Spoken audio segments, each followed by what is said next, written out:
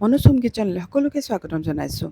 আজি মই আমাৰ ৰাস্তাৰ কাষত থকা ঠেলাত পোৱা চানা চাটৰ এটা ৰেচিপি লৈ আহিছোঁ আৰু একেবাৰে সহজ আৰু বহুত টেষ্টি হয়। তাৰ কাৰণে মই বইল চানা লৈ লৈছোঁ আৰু ইয়াত মই অলপ তেতেলীৰ পানী লৈছোঁ, শুকান জলকীয়াৰ গুড়ি লৈছোঁ, জিৰা ধনিয়াৰ গুড়ি লৈছোঁ আৰু অলপ মই ঘৰতে বনোৱা চাট মছলা লৈছোঁ, অলপ নিমখ দিছোঁ, দি পেলাই এইখিনি মই অলপ গুলি পেলাই থৈ দিম, তেতিয়ালৈকে মছলাখিনি ফুলি যাবগৈ। আৰু ইয়াত লৈছোঁ মই কেঁচা পিঁয়াজ। পিঁয়াজখিনি মানে পূৰা ক্ৰাঞ্চি হৈ থাকিবৰ কাৰণে মই ইয়াত কি কৰিম, অলপ বৰফ কেইটুকুৰামান দিম, দি পেলাই অলপ পানী দি এইখিনি মই থৈ দিম। আৰু যেতিয়া আমি চাটটো বনাম, চাটত বহুত দেৰিলৈকে পিঁয়াজখিনি মানে কোমল হৈ নাযায়, এই ধৰণে পূৰা মানে ক্ৰাঞ্চি হৈ থাকিব।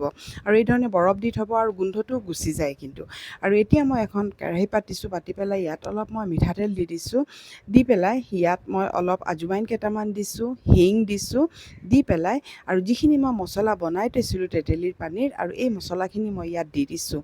দি পেলাই এইখিনি মই অলপ মানে উতল অহালৈকে এই ধৰণে মই লৰাই থাকিম। আৰু ইয়াত মই অলপ আদা, নহৰু আৰু জালুকৰ মানে এটা পেষ্ট দি দিছোঁ, এনেই খুন্দি লোৱা পেষ্ট হয়, এইটো দি দিছোঁ। দি পেলাই এইখিনি মই ভালকৈ লৰাই থাকিম। আৰু যেতিয়া ওপৰত অলপ তেল বিৰিঙি আহিব, সেই সময়তে মই বেলেগ হেৰিটো কৰিম।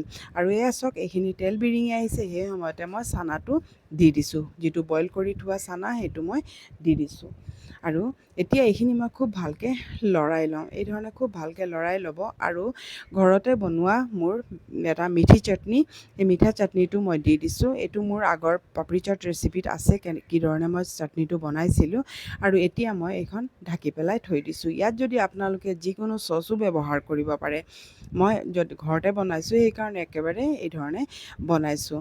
আৰু এতিয়া ইয়াত অলপ মই মানে হেৰি হৈ গ'ল, শুকাই গ'ল, তেতিয়া মই নমাই পেলাই থৈ দিম। আৰু ঢাকি দিলে গোটেই মছলাখিনি সোমাই যায়।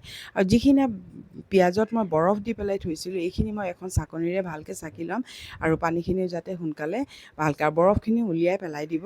আৰু এতিয়া পানীখিনিও যাতে ভালকৈ হেৰি হৈ যায়, এই ধৰণে হেৰি কৰি ল'ব। আৰু এই ধৰণে এবাৰ কৰি চাবচোন, খুব ভাল হয়। পিঁয়াজখিনি পূৰা একেবাৰে টান হৈ থাকে। এতিয়া মই এটা বাতি লৈছোঁ, লৈ পেলাই আৰু যিখিনি মই চানা বনাই থৈছিলোঁ, এই চানাখিনি মই ইয়াত দি দিছোঁ। আৰু যিখিনি পিঁয়াজ চাকনিৰে পানীখিনি হেৰি কৰি লৈছোঁ, এইখিনিও দি দিছোঁ। বিলাহী সৰু সৰুকৈ কাটি লোৱা বিলাহী দিছোঁ, তিয়ঁহ দিছোঁ, আৰু কেঁচা জলকীয়া দি দিছোঁ।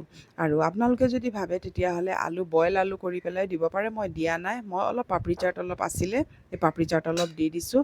আৰু ইয়াত মই ঘৰতে বনাই থোৱা এটা মছলা আছে, সেই মছলাটো দি দিছোঁ। দি পেলাই এইখিনি মই খুব ভালকৈ মিক্স কৰি ল'ম।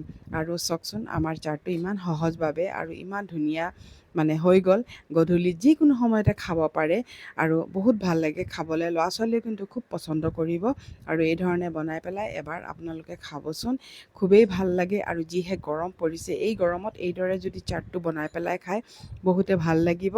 আৰু যদি ভিডিঅ'বোৰ ভাল লাগে, তেতিয়াহ'লে প্লিজ এটা লাইক কৰিব, শ্বেয়াৰ কৰিব, আৰু কমেণ্ট কৰিব। মই নেমু চেপা নাই, নেমু আপোনালোকে যদি আৰু টেঙা লাগে, নেমু চেপি পেলাই খাব পাৰে। কেনেকুৱা লাগিলে কমেণ্ট কৰিব, আৰু যদি ভাল লাগে তেতিয়াহ'লে শ্বেয়াৰ কৰি দিব।